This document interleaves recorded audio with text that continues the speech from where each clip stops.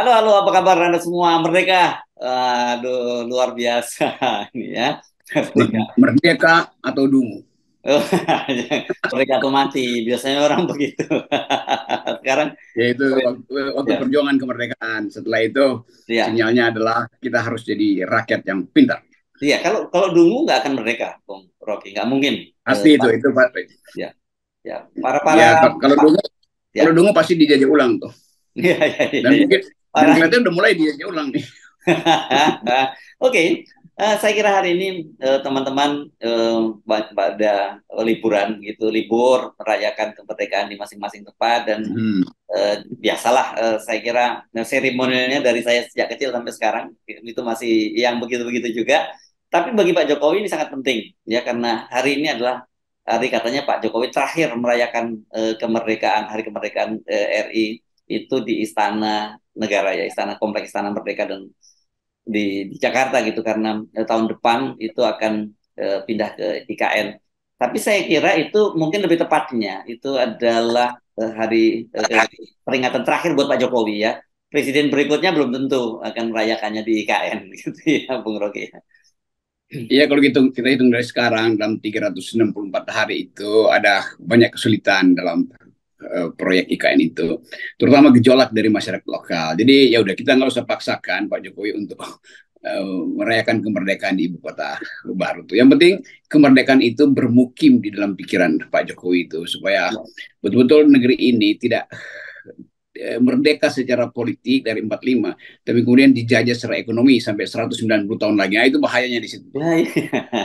Oh iya iya iya ya. Oh IKN ini anunya HGU-nya 190 tahun ya. Saya ingat itu Hong Kong saja waktu itu ya di apa disewa oleh Inggris itu cuma 100 tahun ya Bung Rocky ya. Itu dan itu 100 tahun itu lama banget loh ya baru kembali kan beberapa waktu yang lalu ke Cina gitu. Kalau disewa masih mending. Ini saya baca ada usulan dan udah masuk di target DPR, ada upaya usulan untuk merevisi undang-undang IKN itu. Jadi kelihatannya undang-undang itu akan direvisi karena tuntutan investor, yaitu mereka nggak sekedar mau menyewa, mereka mau memiliki. Hak Jadi milik itu ya. masalahnya. Ya. Jadi kelihatan memang akan ada perubahan hak, jadi hak milik itu. Jadi artinya itu bukan ibu kota kita kalau dimiliki oleh Cina tuh. Ya ya Tapi ya kita ya. cuma kasih sinyal bahwa berbahaya. Nah, bahaya ini yang kemarin bikin kontroversi itu. Sekarang mulai terlihat bahwa kemungkinan batalnya IKN itu ada di depan mata, bukan sekedar karena beban APBN, tapi juga karena belum ada kesepakatan di dalam masyarakat adat sendiri itu. Kita ingin supaya proses ini dimulai dari awal supaya mulus, kira-kira begitu. Ya ya. Jadi kalau kita kan biasanya dulu kapling itu ya kapling itu paling kan berapa meter ya, atau yang agak gede-gedean ribuan gitu ya untuk rumah. Ini kalau ini kaplingnya ini bukan ribuan meter tapi ribuan hektar gitu. Itu yang saya kira nanti masa ada negara di kapling-kapling itu kan baru sejarahnya di Indonesia itu terjadi kalau terwujud gitu ya. Ya, ini mengarah pada penguasaan wilayah sebetulnya kan. Kan prinsip kita apalagi dalam hukum modern itu atau yang kita maksud sebagai hukum tanah itu kan mestinya tanah itu nggak boleh dimiliki oleh siapapun karena tanah itu diberikan oleh alam untuk dikelola tuh. Tetapi karena perkembangan sistem kapitalisme akhirnya dia jadi properti. Nah, lebih berbahaya kalau ibu kota negara itu jadi properti oleh orang asing kan. Itu Ya. sebetulnya inti yang kadang-kala nggak dipahami oleh banyak orang dan hanya ingin merasa senang ada ibu kota, iya, tapi proses hukum dan peminggiran kebudayaan pasti berlangsung. Gitu kira-kira pengantarnya ya. Ya, ya dan jadi saya kira teman-teman juga yang sekarang ini kelihatan mati-matian membela gagasan IKN dan kemudian menyerang Anda karena dianggap Anda menghalang-halangi niat buat IKN, mereka sendiri mungkin ya kalau kita positive thinkingnya mereka mungkin belum eh, mempelajari secara serius apa dampak dari pembangunan IKN itu ya, terutama tadi itu yang berkaitan dengan undang-undangnya. Harusnya bacanya di situ gitu. Walaupun saya tahu juga banyak juga yang menyadari soal itu gitu ya. Sering ada ya terlihat di depan mata itu akan ada kemegahan. Oh iya, kemegahan itu berlindung di dalam atau terlindung dari kemegahan itu adalah aspek-aspek keamanan, aspek-aspek kebudayaan tuh yang biasanya disebut penelitian AMDAL. Jadi problem IKN pertama AMDALnya dibuat belakangan dan itu artinya menyembunyikan potensi bahaya, bahaya ekologi, bahaya politik, bahaya ideologi Yang kemudian orang anggap oke itu IKN artinya nggak ada masalah, itu cuma soal bangun. Bukan, ini ibu kota negara, tempat rahasia negara disimpan, tempat pusat diplomasi dengan negara-negara tetangga. Jadi kemungkinan-kemungkinan buruk dari penguasaan IKN itu oleh kekuatan asing, oleh spionase misalnya, atau oleh intelijen asing, mestinya dibayangkan dari awal. Jadi itu intinya kan. Jadi kalau kita kritik IKN itu bukan sekedar karena dia memboroskan anggaran dan memang nggak layak membuat IKN itu di tengah-tengah fakta bahwa separuh dari orang Indonesia masih miskin. Tetapi ke depan itu juga mesti ada antisipasi bahwa permainan politik di Asia Pasifik itu akan ditentukan oleh siapa yang memiliki akses pada sumber daya mineral. Jadi kalau di bawah IKN itu, kan Kalimantan ini semua jenis mineral terbaik ada di situ tuh. Jadi bayangin misalnya ada terowongan dari IKN tembus ke Kalimantan Utara tuh. Oh nggak mungkin, ya bisa aja itu secara teknologi bisa jadi sumber pengetahuan tentang sumber uranium Indonesia, sumber nikel Indonesia, sumber apa namanya kimia-kimia yang mungkin bisa dijadikan faktor untuk menyebut Indonesia sebetulnya punya cadangan energi yang bahkan terbarukan itu intinya. Jadi ini kan perebutan wilayah sekaligus perebutan pengetahuan tentang sumber dayanya. Ya, ya, ya. Oke, kita kita tinggalin ini. Tapi kita mungkin topiknya bahas kemarin ya, curhat dari Pak Jokowi ya, karena orang banyak kemarin itu sebenarnya banyak sekali pidato-pidatonya Ketua MPR, pidatonya Ketua DPD dan sebagainya itu mengusulkan beberapa hal yang mungkin jadi cukup substansial meskipun mengundang perdebatan gitu. Tapi kelihatannya meskipun pidatonya Ketua MPR dan DPD itu betul-betul dirancang dengan serius supaya jadi diskursus publik, tapi semua ketutup dengan curhatnya Pak Jokowi. Nah, kan gitu ya, karena kemarin Pak Jokowi, dan kalau orang menyebut, kalau disebut ya, dia disebut Fir'aun, goblok, tolol, itu orang kemudian mengaitkan dengan Anda. Tapi kalau soal Pak Lurah, ini kaitannya dengan pimpinan-pimpinan ketua umum partai begitu, yang dia merasa kok selalu disalahkan, seolah-olah kalau mau nyapres cawapres menunggu dari Pak Lurah gitu, dulu keputusan Pak Lurah itu kemarin begitu yang curhatnya dari Pak Jokowi. Ya, semua orang WA saya tuh tentang peristiwa itu, dan ternyata memang Pak Jokowi mengucapkan itu di menit-menit pertama. Kan Ya. kalau kita baca sebetulnya kan itu pidato tata negara, pidato kenegaraan, pasti ada tim yang nyusun dan naskahnya pasti mungkin dalam sebulan ini ditukar-tukar tuh, menunggu Saya dapat momentum tuh, tuh. dan itu Oh, teks itu. Jadi itu bukan pidato pidato lepas ya, Bung. Itu teks itu, Bung Rocky, karena saya dapat teks pidatonya. Dan saya kira hmm, wartawan lain juga dapat teks pidatonya persis seperti yang diucapkan itu. Jadi beliau baca itu, baca teleprompter lah waktu besok kemarin itu. hmm. Ya, Jadi memang itu kan dokumen negara tuh. Jadi ya. saya bayangkan dalam sebulan ini atau paling nggak 2 minggu sebelumnya udah apa yang mesti di stressing itu ekonomi. Oh Mm-mm. bukan Pak, itu soal Papua. Oh bukan Pak, itu soal ketegangan di Asia Pasifik. Oh bukan Pak. Akhirnya 1 hari sebelumnya atau 15 jam sebelumnya diputuskanlah bahwa halaman pertama adalah curhat. Kan ini menandakan ada psikologi yang terganggu di istana tuh. Hal yang sebetulnya nggak layak. Ini pidato kenegaraan. Presiden mesti bicara tentang visi itu, bukan tentang pribadi dia yang tersinggung. Kan kalau ada psikolog di situ akan baca bahasa tubuh Pak Jokowi, penggunaan stressing dan penempatan ide itu di awal itu menunjukkan bahwa dia ingin menunjukkan kegelisahan dia atau paling nggak ada goresan di dalam hatinya tuh. Kan itu dasarnya kan. Jadi kita mau tahu siapa tim yang membuat naskah itu sehingga Pak Jokowi mesti mengucapkan itu di awal tuh. Kalau dia ucapkan tanpa teks ya mungkin aja itu semakin bercanda. Tapi ini kan memang disiapkan. Jadi Pak Jokowi disiapkan untuk baper, disiapkan untuk mengirim sinyal bahwa ini ada masalah loh. Walaupun Pak Jokowi bilang bahwa soal kata-kata tolol itu yang saya ucapkan, itu soal kecil. Justru jadi soal besar karena Pak Jokowi ucapkan di forum tata negara, di forum pidato kenegaraan tuh. Dan orang akan analisis apa sebetulnya, apa ada desain untuk melakukan sesuatu supaya apa yang dimaksud Pak Jokowi, apa namanya, budi pekerti udah hilang segala macam. Itu juga kan konstatasi yang salah tuh. Budi pekerti itu adalah urusan manusia pribadi, bukan urusan negara. Kan itu intinya kan. Kita tetap sopan santun. Nggak ada sopan santun yang hilang di bangsa ini. Budi pekerti juga jalan. Yang berbahaya adalah menyatakan bangsa ini kehilangan budi pekerti hanya karena orang memberi kritik pada presiden. Itu juga kacau tuh logikanya. Jadi mungkin saya salahkan pada tim yang menyusun itu, yang tidak mampu untuk mengantisipasi the hermeneutic of politics, dan Pak Jokowi yang mungkin juga memberi sinyal supaya itu dibicarakan dan bahkan ditaruh di front page, di Ya, ya, ya. halaman-halaman pertama. Ya, karena kalau Anda buka-buka semua semua media massa ya, media online, apalagi kemudian di media sosial itu ya keywordnya itu kemarin tuh Pak Lurah, kemudian saya bukan ketua umum partai, saya presiden RI, terus tadi Fir'aun, bodoh, tolol dan pelunga-pelungu. Itu keywordnya. Padahal ini kan pidato kenegaraan gitu. Nah soal yang tadi itu soal soal yang budi pekerti dan sebagainya, orang kemudian mengkontraskan, oh kalau gitu kita boleh kita harus tetap sopan walaupun bersamaan itu kita menggarong duit rakyat dengan korupsi begitu. Ya itu akhirnya kan. Jadi yang kita sebut budi pekerti adalah kemampuan kita untuk mengevaluasi diri dan mengapresiasi orang lain. Kan itu namanya budi pekerti. Ya. Nah kita kalau di Pak Jokowi kesankan dia harus sopan santun. Oh semua koruptor itu wajahnya sopan dan santun. Dan perilaku publiknya juga sopan. Tetapi kan budi pekertinya hancur karena Ya. dia berupaya untuk merampok uang rakyat. Jadi itu intinya tuh. Jadi nanti para antropolog atau psikolog mulai menganalisis ini apa sebetulnya yang ada di benak Pak Jokowi sehingga dalam forum yang sangat visioner sebetulnya dia justru curhat tentang problem dia sendiri gitu kan. Ini kan problem Pak Jokowi kan yang sebetulnya suruh aja juru bicaranya ngomong ya udah selesai itu. Jadi itu terbawa pada kedudukan privat Pak Jokowi. Itu yang saya terangkan bahwa seorang kepala negara dalam kedudukan publik ya mestinya dia nggak punya emosi itu.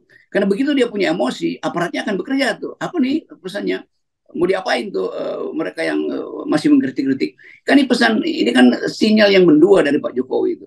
Nah itu yang menunjukkan bahwa Pak Jokowi ternyata belum bisa membedakan antara pribadi dia sebagai manusia dan kedudukan publik dia sebagai orang yang dipilih oleh rakyat sehingga kedaulatan ada di tangan rakyat.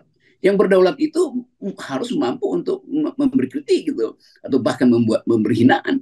Tapi jangan yang dikritik dan dihina itu menganggap itu nggak boleh. Lo Anda itu dipilih, bukan Andanya yang jadi sasaran, tetapi kedudukan Anda sebagai pejabat publik. Ini sekali memang ini agak sublim karena banyak orang merasa mana bisa dibedain, bisa dibedain. Bagaimanapun di dalam demokrasi itu kedudukan publik itu terbuka untuk dapat serangan publik tuh. Jadi jangan halangi hanya dengan istilah itu. Ini orang timur. Di timur juga berlaku begitu tuh. Banyak raja-raja di timur itu yang justru terlelap lalu hilang marwah dia karena merasa terganggu kedudukan privat dia kan.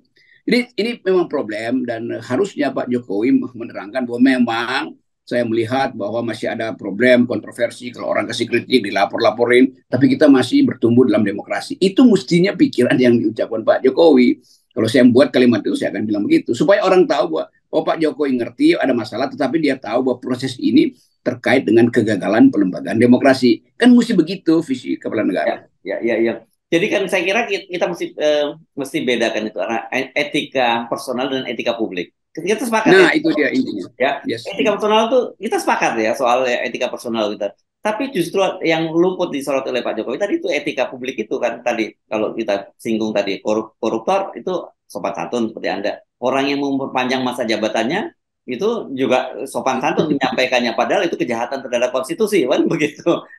Ya itu jadi seolah-olah kesopan santunan itu jadi tempat untuk menyembunyikan maksud-maksud jahat kan begitu kan. Ya. Jadi penjahat kita lihat di dalam tradisi mafioso itu mafia itu orang yang sangat sopan tuh pelan bahkan tapi perencanaan kejahatannya jalan terus. Jadi itulah sifat manusia yang mendua itu mestinya bisa ditangkap oleh Pak Jokowi bahwa manusia bisa berbohong dengan sopan santun, wajahnya memelas, tapi otaknya adalah merampok uang rakyat tuh. Para koruptor itu masuk di dalam kategori itu, Pak. Ya. Oke, jadi saya sangat disayangkan ya harusnya dalam ini kan mestinya beliau mengendorse beberapa hal yang sangat serius, apalagi kalau Ya, kemudian betul.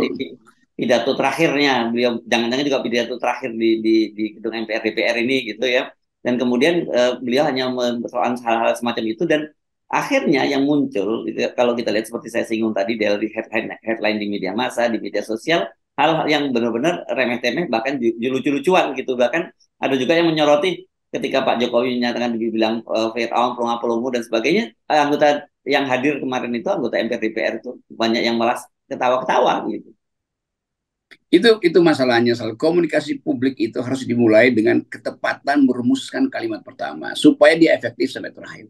Begitu kata tolol, pelangap-pelangap muncul, maka seluruh ide di belakang itu nggak akan dipersoalkan orang lagi. Oh, orang nggak Ya, peduli. Orang langsung menganalisis kenapa ya kalimat pertama kok udah marah tuh atau ada udah tersinggung. Kan itu dalam psikologi namanya psikologi prima facie itu. Jadi phase pertama itu yang terbaca dalam mimik orang, dalam kalimat orang, itu menentukan seluruhnya. Jadi seolah-olah nggak penting lagi yang lain tuh. Yang penting adalah saya jangan disinggung lagi karena kalian etikanya buruk, apa namanya tuh, ke apa dan istilahnya timurnya sudah hilang, ya. Sopan santun itu timurnya rasa hilang. ketimpurannya udah hilang. Hmm. Itu juga itu nggak kita nggak perlu salahkan Pak Jokowi. Artinya ada tim yang nggak ngerti efektivitas dari kalimat pertama atau halaman pertama dari pidato seorang kepala negara tuh. Hmm. Ya, ya, ya, ya.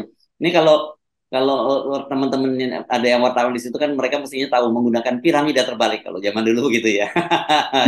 Yang paling Hmm. utama itu yang harusnya ditempatkan di depan dan memang ya tadi itu akhirnya semua headline media ya itu yang dimuat padahal harusnya kan ada pesan jauh yang lebih penting gitu apalagi di ulang tahun kemerdekaan ke-78 ini yang harusnya disampaikan oleh seorang kepala negara apalagi menjelang akhir-akhir masa jabatannya kan begitu. Nah itu kesalahan para penulis pidato. Mereka nggak bayangin bahwa yang akan jadi headline justru yang sifatnya olo-olo ini, yang sifatnya bercanda tuh kan. Jadi itu intinya kan, sehingga substansi bernegara yang harusnya dipidatokan Pak Jokowi itu hilang maknanya. Jadi sekali lagi ini pelajaran bahwa naskah itu memang mesti dibaca oleh satu sistem yang ada filternya. Mungkin si A baca dulu, si B baca dulu, si C baca dulu. Atau mungkin Pak Jokowi yang pilih, ini yang didahulukan ya kita nggak tahu kan. Nanti para ahli komunikasi politik yang bisa meneliti itu. Kenapa soal pribadi itu diucapkan di depan itu? Soal rasa tersinggung atau kritik bahwa bangsa ini udah nggak punya lagi sopan santun. Loh, bangsa ini sangat sopan di dalam urusan privat, nggak sopan di dalam urusan publik. Dan memang kesopan santunan di urusan publik itu namanya apa namanya tuh kejahatan juga tuh, kemunafikan lah. Orang-orang munafik itu sopan santun di depan publik, padahal sebetulnya di bawah sopan santun itu ada perencanaan kejahatan, korupsi lah, money laundering lah, tukar tambah jabatan. Jadi kita mau tegur sebetulnya Pak Jokowi bahwa di akhir periode ini pidato terakhir justru orang akan ingat bahwa Pak Jokowi curcol itu artinya. Padahal adat ketimuran itu kan itu kita bisa lihat dari peribahasa juga ada yang mengingatkan itu ada musang berbulu domba dan sebagainya itu kan itu menunjukkan Iya bahwa itu begitu. harusnya yang begitu-begitu yang diambil jangan lebih ini kan soal yang harusnya lebih lugas dalam soal bicara-bicara gitu pesannya harus jelas clear tidak mendua kalau kalau dalam komunikasi politik kita dimintakan single message gitu ya harusnya seperti itu yang sampai ya. Kau ini psikologinya yang double nih. Nggak apa-apa, saya tahu, tapi buat saya nggak apa-apa. Ya kok nggak apa-apa, ngapain gue ucapin kan? Kan itu intinya. Berarti itu sesuatu yang apa-apa. Jadi kita rumuskan aja bahwa soal-soal semacam ini itu memang ada ketergangguan, tapi kematangan seorang apa namanya, seorang pemimpin negara itu harusnya memungkinkan dia untuk menapis tuh mana yang sebetulnya bisa diucapkan sebagai visi dalam membentuk cara berpikir bangsa, mana yang mesti ditinggalkan aja sebagai ya udah problem. Dan justru pada waktu ini kasus ini dimulai, Pak Jokowi udah benar. Ini soal kecil, ngapain saya Yes. tanggapin tuh? Ternyata ditanggapin juga. Jadi berarti soal besar. Jadi bermalam-malam Pak Jokowi nggak bisa tidur mikirin soal itu kan. Kan Iya. begitu cara analisis Yes. psikologinya. Ya, tapi kalau kita mau menggunakan kacamata yang positif, kita melihat bahwa seperti ini katakan dia, presiden juga manusia, gitu bisa curcol juga. Ya manusia curcol, tapi tempat curcolnya salah gitu. Ya, Soalnya tuh. Jadi, bukan di semua forum orang akhirnya lihat, kenegaraan ya harusnya ya. ya nggak Ya, boleh di situ. ya. Bikin aja konferensi pers, suruh aja Pak Muldoko ngomong atau Pak Mahfud MD kan selesai problemnya. Jadi Yes. ternyata presiden ya kok baperan ya kira-kira. Itu oke, itu manusiawi. Yes, presiden juga manusia. Oke, baik, terima kasih Bung Rocky. Ya, buat kita posisinya selalu akar persoalannya dengan 0% tadi ya. Yes. Oke.